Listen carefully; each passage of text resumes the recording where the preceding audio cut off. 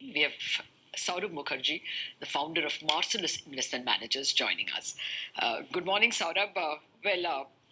At this juncture, is IT a buy? I mean, in particular, TCS.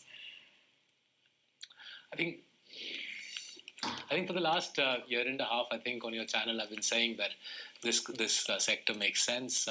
Currency hadn't weakened when I first started championing IT on your channel, but the currency has obviously weakened since then, 64 to 70 odd. I think the rupee looks significantly overvalued at 70 to the dollar. I think somewhere around 75 to the dollar would be a more sensible place for the rupee. And IT is a straightforward play on further weakness in the rupee. Current account deficit heading towards 3%, rupee at 69. I think there's a mismatch there, and therefore 75 to the dollar would be a more sensible level for the FX. To be fair to firms like TCS, even without a further depreciation, they're reporting earnings growth of 18-19%. So with further currency tailwinds, those earnings growth rates could further accelerate.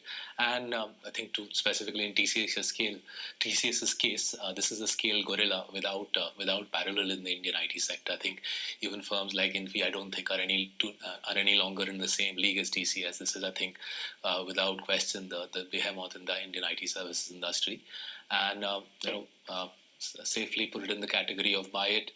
And 10 years hence, you'll be able to send your kids to some nice college somewhere nice in the world, basis your earnings from TCS. What about if you're an Infosys investor? You'll have to put your kids in India itself, sort of. I mean, after the disappointment that we've seen this time, do you think, jokes apart, do you think it's just a 1-2 quarter blip that you're seeing in margins, or is it a sort of a structural slowdown that we're looking at? I think where I've struggled with Infosys over the last several years is the management changes and the management quality. I think Salil Parekh, I'm sure, is doing the right things, but it's too early for someone like me who's not an expert on IT services to opine on the new CEO's tenure. It's clearly a competitive industry. We all realize that in the last 3-4 years, IT services is now an industry which is a mature sector, highly competitive, dealing with a protectionist US government. Whether Infosys still has it in it to deal with so many headwinds, I'm not so sure. Where TCS has the benefits of stability in leadership, of scale, which is unparalleled, as I was saying, in Indian IT services, and therefore efficiency, which allows it to compete very effectively in the global marketplace. And hence my TCS versus Infosys, my 10 cents worth on the debate. So I feel much more comfortable with TCS than I do with Infosys. Ever heard about the master blaster of air conditioners? The absolute all-rounder? Yes, I'm talking about the top-of-the-line Panasonic Advanced Series ACs. Hit a hat-trick with its 3-stage air purification that removes 99% bacteria, virus, and PM 2.5. Bring home a Panasonic AC, Japan's #1 air conditioner. Bring home quality air for life. Panasonic. I will disclose here that we do recommend TCS to our clients as a stock that they should be holding. We're still only 100 points from the all-time highs that the Nifty scaled just a little while ago. What are you comfortable with buying at this juncture? So I think two points here. I've never felt very comfortable buying the Nifty as a whole. Most of the stocks in the Nifty don't pass Marcellus's filters on accounting quality, sensible capital allocation, high quality management, and so on. Saurabh, I didn't mean in the Nifty. I've taken the view that only a small. I didn't mean in the Nifty. I said generally with markets. I mean, the market, Nifty was more in terms of an index of the market. Sure. Sure. So I think we're in what I call a classical Indian setup. A classical Indian setup is a budget deficit on the rise as the government focuses on winning votes. As budget deficits rise, it gives a stimulus to small ticket consumption. But on the other hand, it feeds into higher cost of money, which hurts the NBFC sector, helps private sector banks. As the budget deficit rises, current account deficit rises, currency comes under pressure, and it helps export-sensitive sectors, export-oriented sectors. So small ticket consumption, private sector banks, and IT and pharma. I think those four are classical Indian plays because they play very naturally into India's a distinctive tendency to pump up the budget deficit and spray money at the poor.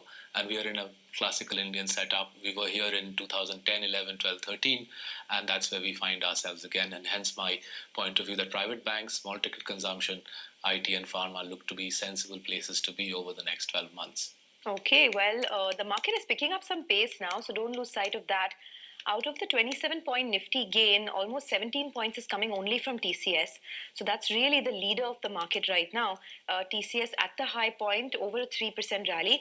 Apart from that, you have about 5 points coming from ITC. There's Kotak Mahindra Bank that's also, exerting its weight right now on the upside. So that's actually the list of contributors. But TCS really tops the charts there. Saurabh, we were just speaking with Udyan a while back. I don't know if you had a chance to listen into that conversation, but he was mentioning that now, after many years, we could be at the cusp of a big earnings recovery. Would you concur with that view? And if yes, what kind of earnings growth are you penciling in FY20? I think the four sectors I just mentioned, IT, private sector banks, pharma and small ticket consumption, I think these are placed for healthy recovery. I think amongst all four, I think private sector banks are the most advantageously placed because they'll benefit from the ongoing crushing of the NBFC and HFC sector and benefit from the usual sclerotic state of the PSU banks. That being said, if I look at the Nifty for the 12 months ahead, excluding private sector banks, I'm not convinced Nifty excluding private sector banks is going to stage such a strong earnings recovery. The private sector banks, ICICI, Axis, HDFC Bank, Kotak, IndusInd Bank, I think these clearly have got strong CASA franchises and as a result will benefit from the ongoing challenges the NBFCs face in raising affordable funding. But beyond that, I'm not so sure there's a major recovery in earnings that'll come through after the election. Somewhere around 11-12% earnings growth on the Nifty ex private sector banks, and perhaps throwing private sector banks into the picture, you're looking at perhaps a number around 14-15. That would be the sort of extent of my optimism.